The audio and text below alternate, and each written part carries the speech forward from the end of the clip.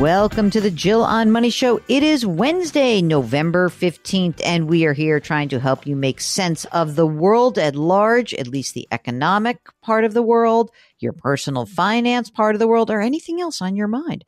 If you've got a question, just go to jillonmoney.com, click the Contact Us button, let us know if you want to come on the air. And just thought that we might do a quick little update on inflation because we got the October CPI report out.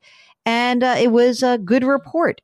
We saw that prices, as expressed by the Consumer Price Index, came in at a 3.2% annualized pace, better than expected, by the way. I thought we were going to get maybe 3.6 or so. And the core rate, which pulls out food and energy, that was up 4% from a year ago. It was the smallest increase in 2 years since September of 2021. Now, because Mark loves this part of it, he likes to pull out all the fun little things that happened during the month and the year. So gas prices were down 5% during the month, which is why the numbers went down. That meant that energy prices are down 4.5% year over year. Food prices are still up 3.3%. You know, at home, 2.1%. If you go out to dinner, it's going to cost you 5.4% more. Okay, let's say you want to buy a used car. Prices down by 7.1%. Wow. New cars up by 1.9%. These are the annualized numbers. Mark, I don't know if you saw this. The increase in car insurance, 19.2% from a year ago. Oh, I believe it. I just got my new premium and it never goes down. But 19%? Now they say it's because there's more accidents, more people are driving, it's a COVID thing, who knows? Mark, stop eating beef and veal, which I know you've pulled back on, up 8.9% from a year ago. Eggs are down 22%. So all those people who asked me to do egg segments on the air, I'm so glad I didn't. Now, what is still posing a big problem in these numbers is shelter, which still shows a 6.7% increase from a year ago. It's 70% of the core rate. So I don't know. There's something weird going on with that shelter index. Overall, what can we tell you? We can say, you know what? This was a good report. It really is a very good report. We're not done yet. And the Fed's going to come out and they're going to say, oh, no, we're not done. And we have to get to our 2% desired target rate. And I wrote a blog post over this past weekend calling this the last mile problem. You know, like when you punch in an order on your Amazon browser and you say, buy this. It like basically travels like hundreds or thousands of miles very quickly, but it's the last mile of getting the product to you that's pretty expensive and often where something goes wrong, right? They leave it at the wrong door, it gets mangled, whatever. Now for the Fed, the last mile, that is getting inflation from the rate where we are today, this 3.2% overall or 4% at the core, down to the target of 2%. I think it's going to take a lot more. It's going to take more months. I don't think they're going to raise rates again, but higher for longer is for real. And I think this is basically a near certainty that the Fed is not raising rates again. They're done. But that does not mean that the Fed is going to drop interest rates anytime soon. Though, Mark, I know you're very happy to learn that the 10-year bond is starting to move a little bit. And just maybe Mark gets a shot. Too late. We're already locked in. Well, so you're locked in, but you'll be locked in like for years ahead. Things will be okay. It'll be fine. Yeah. I mean, you know, I'm officially in the let's cut rates camp. I got 10 years. I know you got 10 years and you're going to get a shot. I know you are. All right, let's do some questions from our folks today. This is a question from Reba, who says, love your show and your calm, soothing way of speaking to your guests. Mark, you know what reminds me? You were in a radio world years ago. Remember Delilah? Delilah. Okay, I'm like the Delilah of finances. Okay. Reba's 65 years old. She retired 3 years ago, and she's got a company pension, and she also receives dividends, and that amounts to about $73,000 a year. Okay. She's would like to wait for her full retirement age Social Security, which would be $38,000. So 73 and 38, pretty good. She's got a spouse, 64 years old, retired 10 years ago with a small pension and SSDI. We live in a small coastal town in the Southwest that's been hit by several storms. Net worth is $2 million, no mortgage on a current fully renovated home, no children. Thinking of the possibility of purchasing a second home further in from the coast in the event of another storm, which based on recent internet searches would be between $200,000 and $500,000.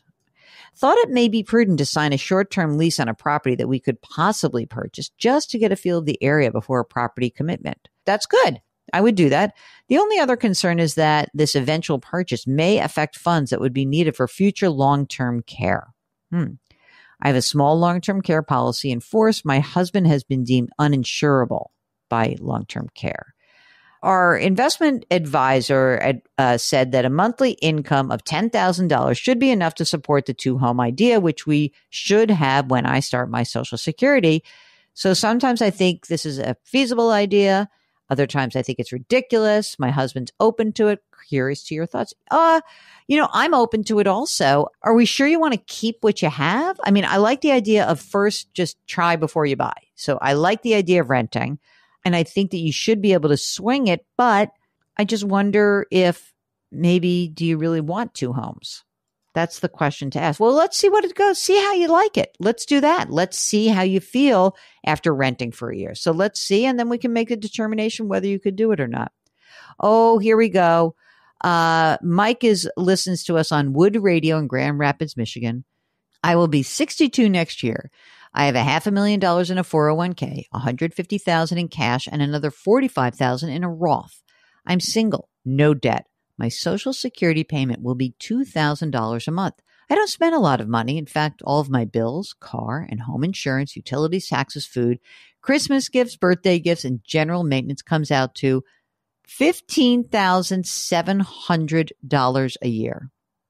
Can I retire with working part-time, like maybe 20 hours a week to help pay for the health insurance? Mark, can 62-year-old Mike retire next year? Yeah, Mike. You got your $2,000 a month of Social Security going to cover your needs. You're going to rock and roll. Don't claim, but I will say this.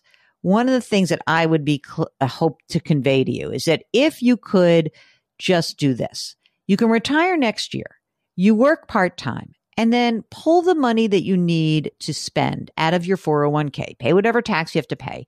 Let's delay claiming your Social Security until you're 67, your full retirement age. You're going to be happier for doing that. It's going to be a bigger amount, and we're going to get some money out of that 401k and pay the tax that's due on it while you're still in a low tax bracket. That's my game plan for you. All right. This is from Mr. C. Mr. C. Do you know what that reference? Mr. C, Mr. Cunningham, like from Happy Days, Mark. Okay. Mr. C says, I love the show. I'm 66 years old. I worked 60 years for the civil service and I'm as a public servant. While I was working, I enrolled in a 401k with Voya, and that's their deferred comp. I have $700,000 in the account. I've never tapped it. I also have a Roth with Fidelity, $100,000 in the account. The limit for me and my age, $7,000. I work part-time for a security company. I would like to roll over the Voya account to Fidelity, which offers more options for me and my wife. She is also retired. She doesn't bring in as much as I do on my government pension. Am I doing the right thing by rolling over? I want to make money before the RMD kicks in. Will I take a tax hit? Will this hurt my account? I don't think Voya is doing or offering me enough options. And then Mr. C says, I want to hit the $1 million mark before I turn 72. Get over that mark. Forget about it. It's silly. You can do a direct rollover with Fidelity from Voya. What you do is you speak to someone at Fidelity. You say, I've got my Roth IRA here. I've got this old $700,000 account at Voya, and I want to open up a rollover IRA account. That's what you're going to ask for. The money will roll in as cash. Then you get to invest it how you see fit. I would like to point out something that maybe you're not considering. We just talked about this with another question, and that is that maybe before you have RMDs kick in, that you start pulling some of the money out of your retirement account just to get some of the tax paid while you are still in this low tax bracket. So I think that's what I would do. It's a good problem to have. Roll it on over and get that money working, and all your money's now in one place, Mr. C. So good luck to you. Okay, last question, Mark. This is from Luna. The subject is forced to retire at 60. Can I afford to buy a house? Okay. Hi, Jill and Mark. I was forced to retire at 60 when I was laid off. Shocked at first. I'm really enjoying the freedom after decades in a high-stress sales job. I've been a renter for most of my life, except for owning a co-op for a few years. But I would like to buy a place at a 55-plus community for the next phase of my life. Do you think I can afford it? Rents in my area are about $1,800. My net worth is about $1.9 million. It's $500,000 in brokerage, some money in a Roth, a bunch of money in an IRA, and a bunch of money in cash. I'm not partnered. I have no dependents. A house in this community would be $350,000 to $400,000. Home ownership association fees in the $300 range. My Social Security pension will be $3,400 at age 67. Thanks for your insight. And I realize Jill will be asking me to work more, but that's unlikely. All right. So you're 60. You're retired. You know what you didn't actually say? How much money you need to live on. I mean, that's one critical piece of the picture that's missing.